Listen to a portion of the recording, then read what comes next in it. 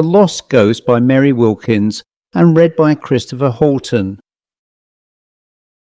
Mrs. John Emerson, sitting with her needlework beside the window, looked out and saw Mrs. Rhoda Meserve coming down the street, and knew at once by the trend of her steps and the cant of her head that she meditated turning in at her gate. She also knew by a certain something about her general carriage, a thrusting forward of the neck, a bustling hitch of the shoulders, that she had important news. Rhoda Meserve always had the news as soon as the news was in being, and generally Mrs. John Emerson was the first to whom she imparted it. The two women had been friends ever since Mrs. Meserve had married Simon Meserve and come to the village to live.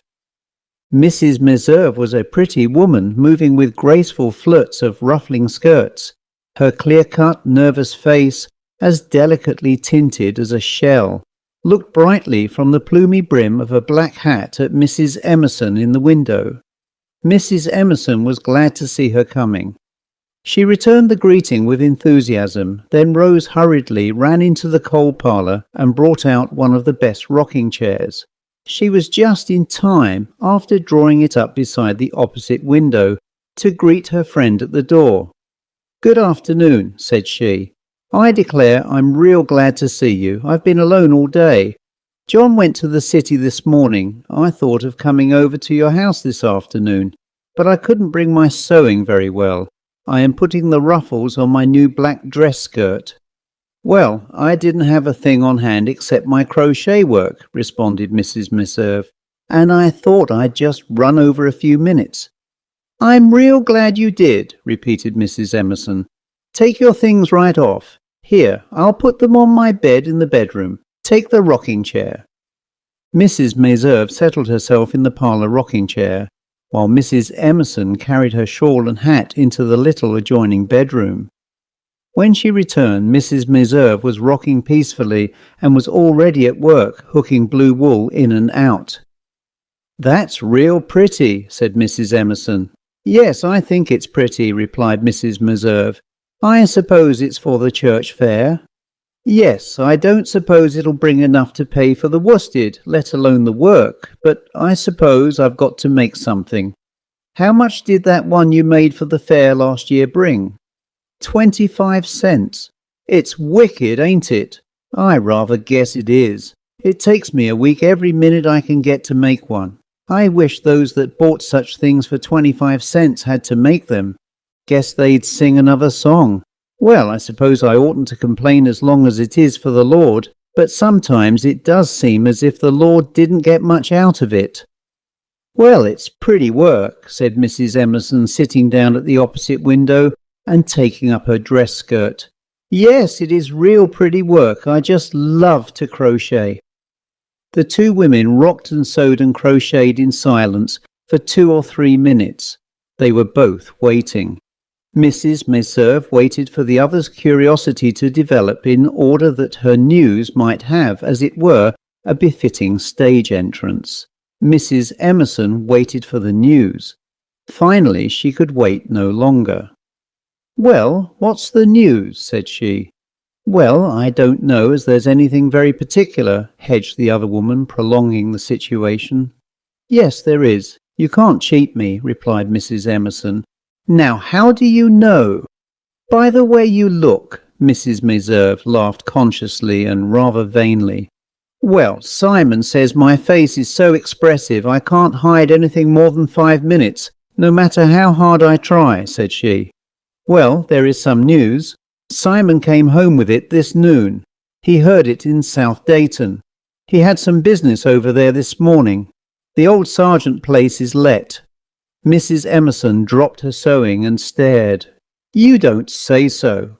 "Yes, it is." "Who to?" "Why, some folks from Boston that moved to South Dayton last year. They haven't been satisfied with the house they had there. It wasn't large enough. The man has got considerable property and can afford to live pretty well. He's got a wife and his unmarried sister in the family.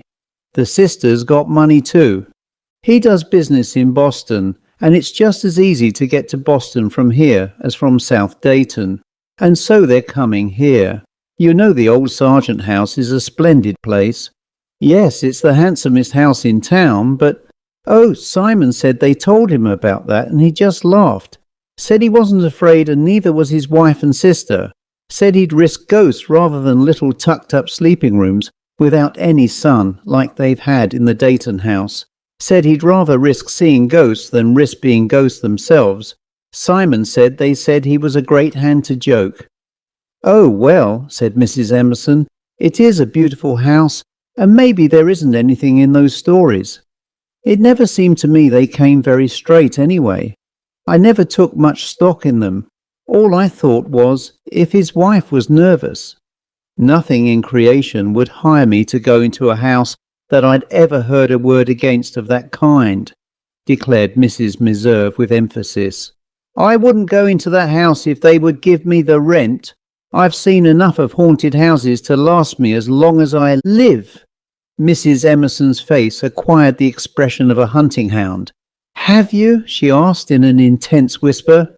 Yes, I have. I don't want any more of it. Before you came here?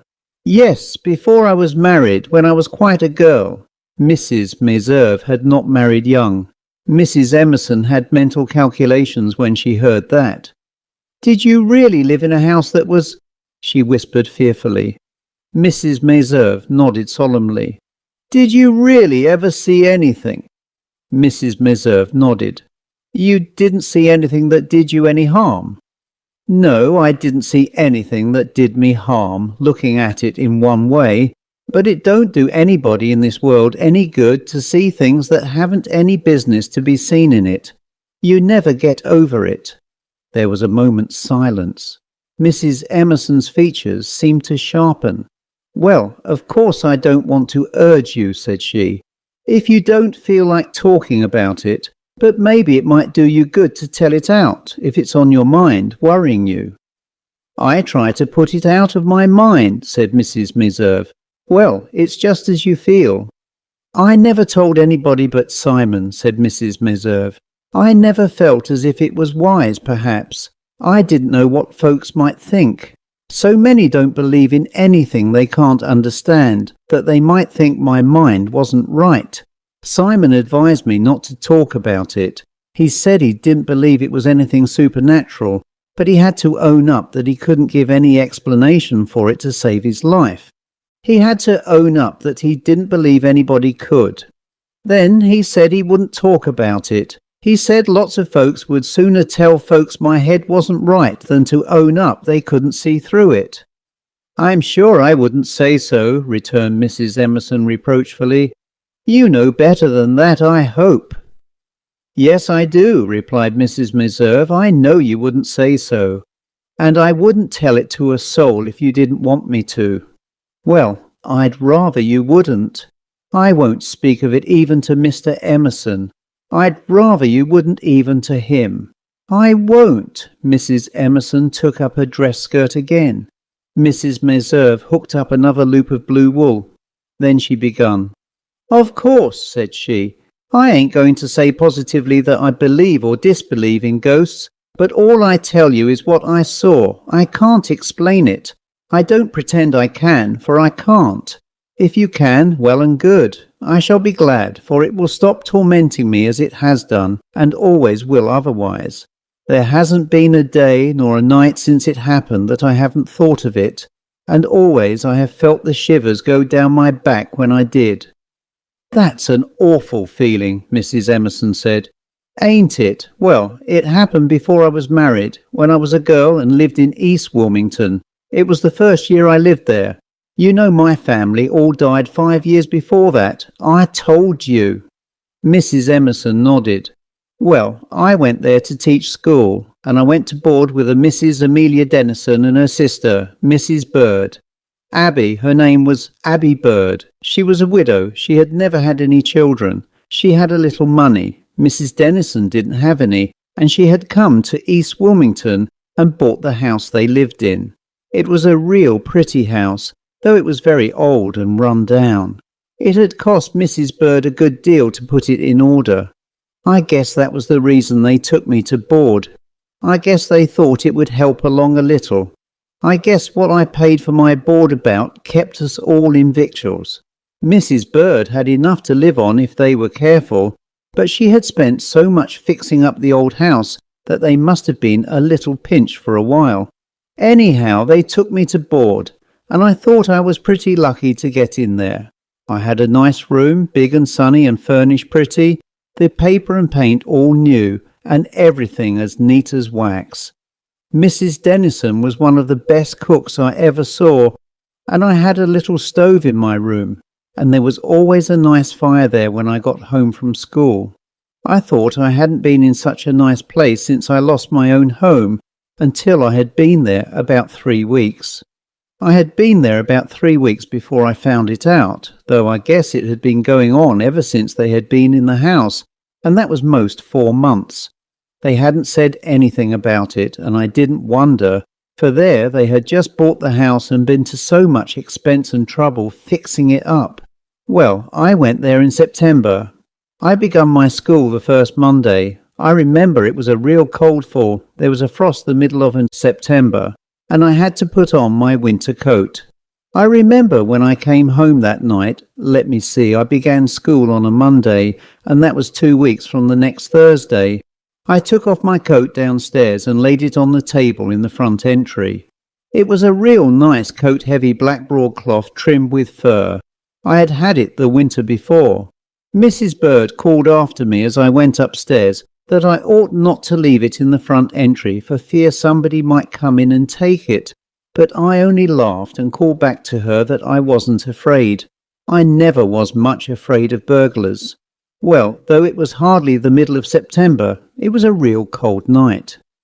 I remember my room faced west, and the sun was getting low, and the sky was a pale yellow and purple, just as you see it sometimes in the winter when there is going to be a cold snap. I rather think that was the night the frost came the first time. I know Mrs. Dennison covered up some flowers she had in the front yard anyhow. I remember looking out and seeing an old green plaid shawl of hers over the verbena bed. There was a fire in my little wood stove. Mrs. Bird made it, I know. She was a real motherly sort of woman. She always seemed to be the happiest when she was doing something to make other folks happy and comfortable. Mrs. Dennison told me she had always been so. She said she had coddled her husband within an inch of his life. It's lucky Abby never had any children, she said, for she would have spoilt them. Well, that night I sat down beside my nice little fire and ate an apple. There was a plate of nice apples on my table. Mrs. Bird put them there. I was always very fond of apples. Well, I sat down and ate an apple and was having a beautiful time and thinking how lucky I was to have got board in such a place with such nice folks, when I heard a queer little sound at my door. It was such a little hesitating sort of sound that it sounded more like a fumble than a knock, as if someone very timid with very little hands was feeling along the door, not quite daring to knock. For a minute I thought it was a mouse, but I waited and it came again, and then I made up my mind it was a knock, but a very little scared one, so I said, "Come in."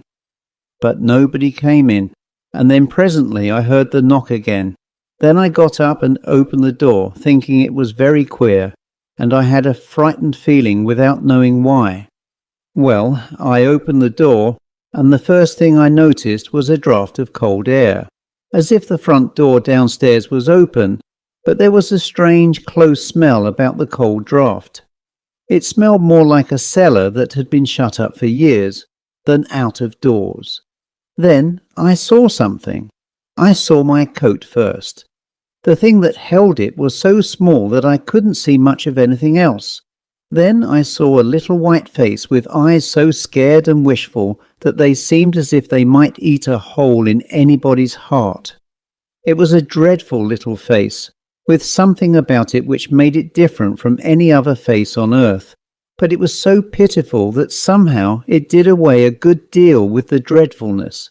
And there were 2 little hands spotted purple with the cold, holding up my winter coat, and a strange little faraway voice said, "I can't find my mother." "For heaven's sake," I said, "who are you?" Then the little voice said again, "I can't find my mother." All the time I could smell the cold, and I saw that it was about the child. That cold was clinging to her as if she had come out of some deadly cold place. Well, I took my coat. I did not know what else to do, and the cold was clinging to that. It was as cold as if it had come off ice. When I had the coat, I could see the child more plainly. She was dressed in one little white garment made very simply. It was a nightgown, only very long, quite covering her feet, and I could see dimly through it her little thin body mottled purple with the cold. Her face did not look so cold. That was a clear waxen white. Her hair was dark, but it looked as if it might be dark only because it was so damp, almost wet, and might really be light hair. It clung very close to her forehead, which was round and white. She would have been very beautiful if she had not been so dreadful. "Who are you?" says I again, looking at her. She looked at me with her terrible pleading eyes and did not say anything. "What are you?" says I. Then she went away. She did not seem to run or walk like other children.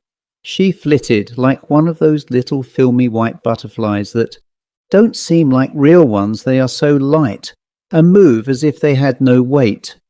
But she looked back from the head of the stairs. "I can't find my mother," said she, and I never heard such a voice. "Who is your mother?" says I, but she was gone. Well, I thought for a moment I should faint away. The room got dark, and I heard a singing in my ears. Then I flung my coat onto the bed. My hands were as cold as ice from holding it, and I stood in my door and called first Mrs. Bird and then Mrs. Dennison. I didn't dare go down over the stairs where that had gone. It seemed to me I should go mad if I didn't see somebody or something like other folks on the face of the earth. I thought I should never make anybody hear, but I could hear them stepping about downstairs, and I could smell biscuits baking for supper. Somehow the smell of those biscuits seemed the only natural thing left to keep me in my right mind. I didn't dare go over those stairs. I just stood there and called, and finally I heard the entry door open and Mrs. Bird called back, "What is it? Did you call Miss Arms?" Come up here as quick as you can, both of you," I screamed out. "Quick, quick, quick." I heard Mrs. Bird tell Mrs. Dennison, "Come quick, Amelia, something is the matter in Miss Arms's room." It struck me even then that she expressed herself rather queerly, and it struck me as very queer indeed when they both got upstairs, and I saw that they knew what had happened, or that they knew of what nature the happening was. "What is it, dear?" asked Mrs. Bird, and her pretty loving voice had a strained sound. I saw her look at Mrs. Dennison, and I saw Mrs. Dennison look back at her. "For God's sake," says I, and I never spoke so before, "for God's sake, what was it brought my coat upstairs?" "What was it like?" asked Mrs. Dennison in a sort of failing voice, and she looked at her sister again, and her sister looked back at her. "It was a child I have never seen here before. It looked like a child," says I, "but I never saw a child so dreadful, and it had on a nightgown, and said she couldn't find her mother. Who was it? What was it?" I thought for a minute Mrs. Dennison was going to faint, but Mrs. Bird hung on to her and rubbed her hands and whispered in her ear. She had the cooingest kind of voice, and I ran and got her a glass of cold water. I tell you, it took considerable courage to go downstairs alone, but they had set a lamp on the entry table so I could see. I don't believe I could have spunked up enough to have gone downstairs in the dark, thinking every second that child might be close to me. The lamp and the smell of the biscuits baking seemed to sort of keep my courage up, but I tell you I didn't waste much time going down those stairs and out into the kitchen for a glass of water. I pumped as if the house was afire, and I grabbed the first thing I came across in the shape of a tumbler. It was a painted one that Mrs. Dennison's Sunday school class gave her, and it was meant for a flower vase. Well, I filled it and then ran upstairs. I felt every minute as if something would catch my feet, and I held the glass to Mrs. Dennison's lips, while Mrs. Bird held her head up, and she took a good long swallow. Then she looked hard at the tumbler. "Yes," says I know I got this one, but I took the first I came across, and it isn't hurt a mite."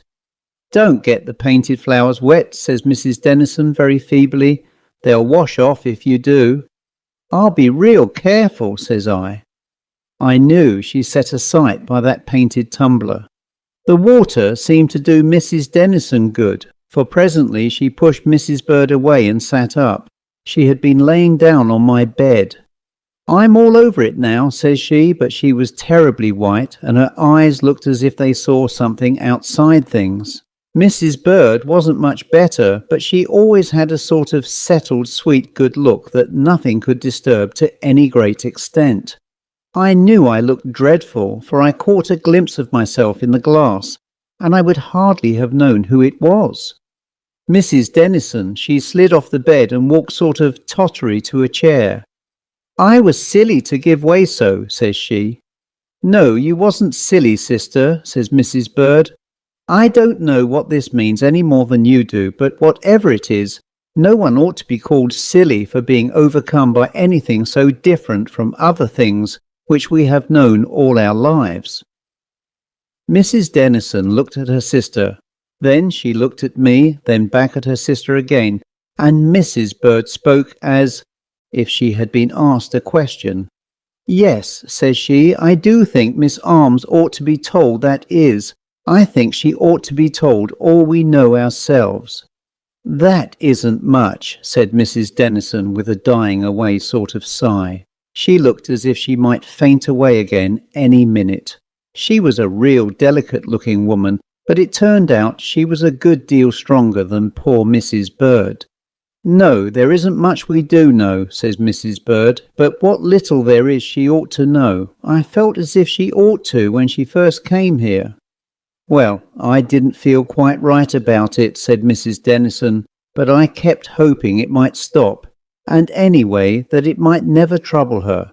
And you had put so much in the house, and we needed the money, and I didn't know but she might be nervous and think she couldn't come, and I didn't want to take a man boarder. And aside from the money, we were very anxious to have you come, my dear," says Mrs. Bird. "Yes," says Mrs. Dennison, "we wanted the young company in the house. We were lonesome, and we both of us took a great liking to you the minute we set eyes on you." And I guess they meant what they said, both of them. They were beautiful women, and nobody could be any kinder to me than they were, and I never blamed them for not telling me before, and as they said, there wasn't really much to tell. They hadn't any sooner fairly bought the house and moved into it than they began to see and hear things. Mrs. Bird said they were sitting together in the sitting room one evening when they heard it the first time. She said her sister was knitting lace. Mrs. Dennison made beautiful knitted lace, and she was reading the Missionary Herald. Mrs. Bird was very much interested in mission work, when all of a sudden they heard something. She heard it first, and she laid down her Missionary Herald and listened, and then Mrs. Dennison, she saw her listening, and she dropped her lace. "What is it you are listening to, Abby?" says she. Then it came again, and they both heard, and the cold shivers went down their backs to hear it, though they didn't know why. "It's the cat, isn't it?" says Mrs. Bird. "It isn't any cat," says Mrs. Dennison. "Oh, I guess it must be the cat. Maybe she's got a mouse," says Mrs. Bird, real cheerful, to calm down Mrs. Dennison, for she saw she was most scared to death, and she was always afraid of her fainting away. Then she opens the door and calls, "Kitty, kitty, kitty!" They had brought their cat with them in a basket when they came to East Wilmington to live. It was a real handsome tiger cat, a Tommy, and he knew a lot. Well, she called, "Kitty, kitty, kitty," and sure enough the kitty came, and when he came in the door, he gave a big yawl that didn't sound unlike what they had heard. "There, sister, here he is. You see it was the cat," says Mrs. Bird. "Poor kitty." But Mrs. Dennison, she eyed the cat, and she give a great screech. "What's that? What's that?" says she. "What's what?" says Mrs. Bird, pretending to herself that she didn't see what her sister meant. "Something's got hold of that cat's tail," says Mrs. Dennison. "Something's got hold of his tail. It's pulled straight out, and he can't get away. Just hear him yawl." "It isn't anything," says Mrs. Bird. But even as she said that, she could see a little hand holding fast to that cat's tail, and then the child seemed to sort of clear out of the dimness behind the hand, and the child was sort of laughing then, instead of looking sad, and she said that was a great deal worse. She said that laugh was the most awful and the saddest thing she ever heard. Well, she was so dumbfounded that she didn't know what to do, and she couldn't sense at first that it was anything supernatural. She thought it must be one of the neighbours' children who had run away and was making free of their house and was teasing their cat, and that they must be just nervous to feel so upset by it. So she speaks up sort of sharp. "Don't you know that you mustn't pull the kitty's tail?" says she. "Don't you know you hurt the poor kitty and she'll scratch you if you don't take care? Poor kitty, you mustn't hurt her." And with that she said the child stopped pulling that cat's tail and went to stroking her just as soft and pitiful, and the cat put his back up and rubbed and purred as if he liked it. The cat never seemed a mite afraid, and that seemed queer, for I had always heard that animals were dreadfully afraid of ghosts, but then that was a pretty harmless little sort of ghost. "Well, Mrs. Bird," said the child, stroked that cat, while she and Mrs. Dennison stood watching it and holding on to each other, for no matter how hard they tried to think it was all right, it didn't look right. Finally, Mrs. Dennison, she spoke. "What's your name, little girl?" says she. Then the child looks up and stops stroking the cat and says she can't find her mother, just the way she said it to me. Then Mrs. Dennison, she gave such a gasp that Mrs. Bird thought she was going to faint away, but she didn't. "Well, who is your mother?" says she, but the child just says again, "I can't find my mother, I can't find my mother." "Where do you live, dear?" says Mrs. Bird. "I can't find my mother," says the child. Well, that was the way it was. Nothing happened. Those two women stood there hanging on to each other, and the child stood in front of them, and they asked her questions, and everything she would say was, "I can't find my mother." Then Mrs. Bird tried to catch hold of the child, for she thought, in spite of what she saw, that perhaps she was nervous, and it was a real child, only perhaps not quite right in its head, that had run away in her little nightgown after she had been put to bed. She tried to catch the child. She had an idea of putting a shawl around it and going out. She was such a little thing she could have carried her easy enough and trying to find out to which of the neighbours she belonged. But the minute she moved towards the child, there wasn't any child there. There was only that little voice seeming to come from nothing, saying, "I can't find my mother." And presently that died away. Well, that same thing kept happening, or something very much the same. Once in a while Mrs. Bird would be washing dishes, and all at once the child would be standing beside her with the dish towel, wiping them. Of course, that was terrible. Mrs. Bird would wash the dishes all over. Sometimes she didn't tell Mrs. Dennison. It made her so nervous. Sometimes when they were making cake, they would find the raisins all picked over, and sometimes little sticks of kindling wood would be found laying beside the kitchen stove. They never knew when they would come across that child, and always she kept saying over and over that she couldn't find her mother. They never tried talking to her, except once in a while Mrs. Bird would get desperate and ask her something, but the child never seemed to hear it. She always kept right on saying that she couldn't find her mother. After they had told me all they had to tell about their experience with the child, they told me about the house and the people that had lived there before they did. It seemed something dreadful had happened in that house, and the land agent had never let on to them. I don't think they would have bought it if he had, no matter how cheap it was, for even if folks aren't really afraid of anything, they don't want to live in houses where such dreadful things have happened that you keep thinking about them. I know after they told me I should never have stayed there another night. if I hadn't thought so much of them, no matter how comfortable I was made, and I never was nervous either. But I stayed. Of course, it didn't happen in my room. If it had, I could not have stayed." "What was it?" asked Mrs. Emerson in an awed voice.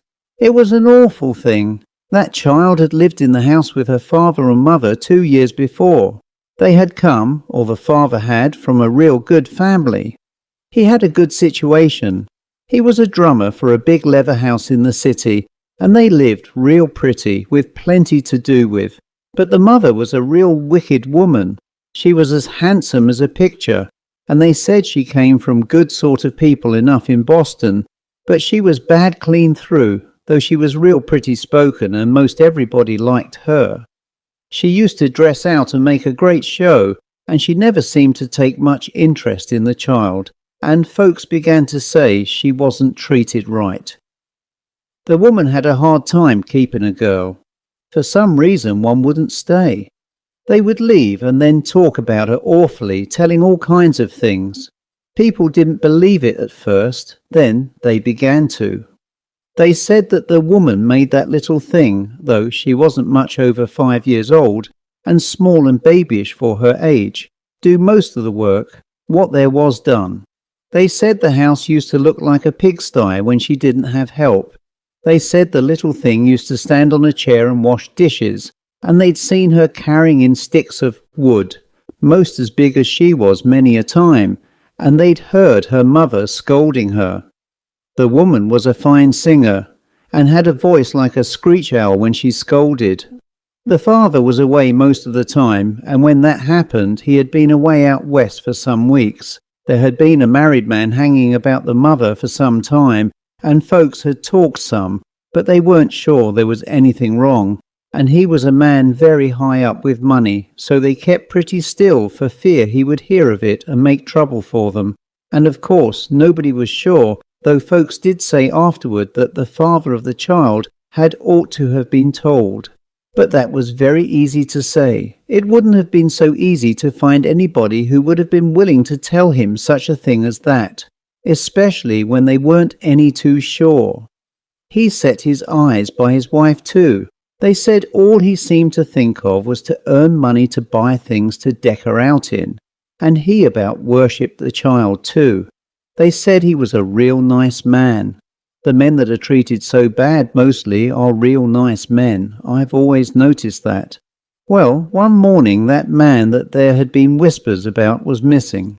He had been gone quite a while though before they really knew that he was missing, because he had gone away and told his wife that he had to go to New York on business and might be gone a week, and not to worry if he didn't get home, and not to worry if he didn't write, because he should be thinking from day to day that he might take the next train home and there would be no use in writing. So the wife waited, and she tried not to worry until it was 2 days over the week. Then she run into a neighbour's and fainted dead away on the floor, and then they made inquiries and found out that he had skipped with some money that didn't belong to him too. Then folks began to ask where was that woman, and they found out by comparing notes that nobody had seen her since the man went away. But 3 or 4 women remembered that she had told them that she thought of taking the child and going to Boston to visit her folks, so when they hadn't seen her around and the house shut, they jumped to the conclusion that was where she was. They were the neighbours that lived right around her, but they didn't have much to do with her, and she'd gone out of her way to tell them about her Boston plan, and they didn't make much reply when she did.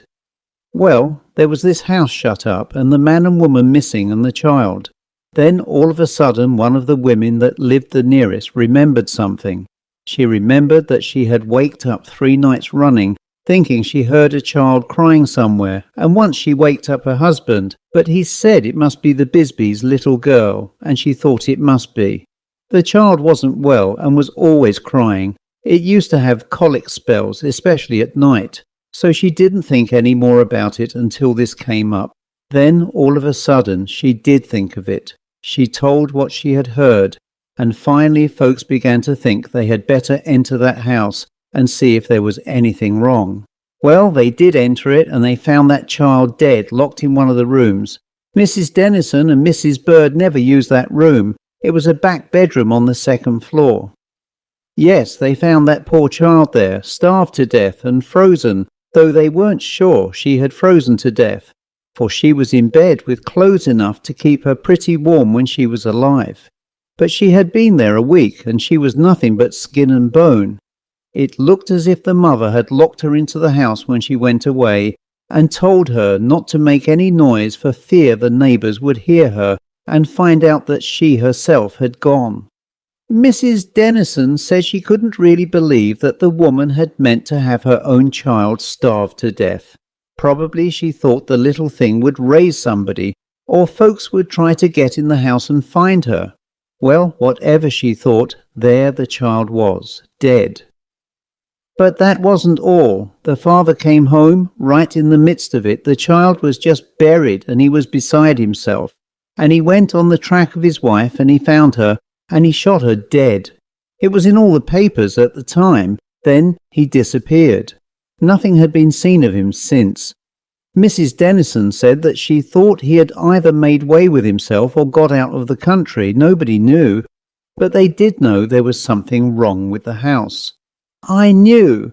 Folks acted queer when they asked me how I liked it when we first came here, says Mrs. Dennison, but I never dreamed why till we saw the child that night. I never heard anything like it in my life, said Mrs. Emerson, staring at the other woman with awestruck eyes. I thought you'd say so, said Mrs. Meserve.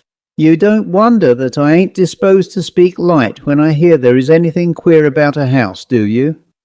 No, I don't, after that, Mrs. Emerson said. But that ain't all, said Mrs. Meserve. Did you see it again? Mrs. Emerson asked. Yes, I saw it a number of times before the last time. It was lucky I wasn't nervous, or I never could have stayed there, much as I liked the place, and much as I thought of those two women. They were beautiful women, and no mistake. I loved those women. I hope Mrs. Dennison will come and see me sometime. Well, I stayed, and I never knew when I'd see that child. I got so I was very careful to bring everything of mine upstairs, and not leave any little thing in my room that needed doing, for fear she would come lugging up my coat or hat or gloves, or I'd find things done when there'd been no live being in the room to do them. I can't tell you how I dreaded seeing her, and worse than the seeing her was the hearing her say, I can't find my mother. It was enough to make your blood run cold. I never heard a living child cry for its mother that was anything so pitiful as that dead one. It was enough to break your heart. She used to come and say that to Mrs. Bird oftener than to anyone else. Once I heard Mrs. Bird say she wondered if it was possible that the poor little thing couldn't really find her mother in the other world. She had been such a wicked woman. But Mrs. Dennison told her she didn't think she ought to speak so, nor even think so, and Mrs. Bird said she shouldn't wonder if she was right. Mrs. Bird was always very easy to put in the wrong. She was a good woman, and one that couldn't do things enough for other folks. It seemed as if that was what she lived on.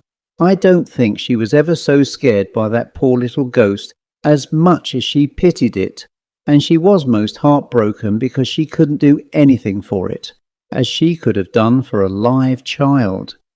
It seems to me sometimes as if I should die if I can't get that awful little white robe off that child and get her in some clothes and feed her and stop her looking for her mother, I heard her say once, and she was in earnest. She cried when she said it. That wasn't long before she died. Now I am coming to the strangest part of it all. Mrs. Bird died very sudden. One morning, it was Saturday, and there wasn't any school. I went downstairs to breakfast, and Mrs. Bird wasn't there. There was nobody but Mrs. Dennison. She was pouring out the coffee when I came in. "Why, where's Mrs. Bird?" says I. "Abby ain't feeling very well this morning," says she. "There isn't much the matter, I guess, but she didn't sleep very well, and her head aches, and she's sort of chilly, and I told her I thought she'd better stay in bed till the house gets warm." It was a very cold morning. "Maybe she's got cold," says I. Yes, I guess she has, says Mrs. Dennison. I guess she's got cold. She'll be up before long. Abby ain't one to stay in bed a minute longer than she can help. Well, we went on eating our breakfast, and all at once a shadow flickered across one wall of the room and over the ceiling the way a shadow will sometimes when somebody passes the window outside. Mrs. Dennison and I both looked up, then out of the window. Then Mrs. Dennison, she gives a scream. "Why, Abby's crazy," says she. "There she is out this bitter cold morning and... She didn't finish, but she meant the child. For we were both looking out, and we saw, as plain as we ever saw anything in our lives, Mrs. Abby Bird walking off over the white snow path with that child holding fast to her hand, nestling close to her as if she had found her own mother. "She's dead," says Mrs. Dennison, clutching hold of me hard. "She's dead. My sister is dead." She was. We hurried upstairs as fast as we could go, and she was dead in her bed, and smiling as if she was dreaming, and one arm and hand was stretched out as if something had hold of it, and it couldn't be straightened. Even at the last it lay out over her casket at the funeral. "Was the child ever seen again?" asked Mrs. Emerson in a shaking voice. "No," replied Mrs. Meserve. "That child was never seen again after she went out of the yard with Mrs. Bird." The end.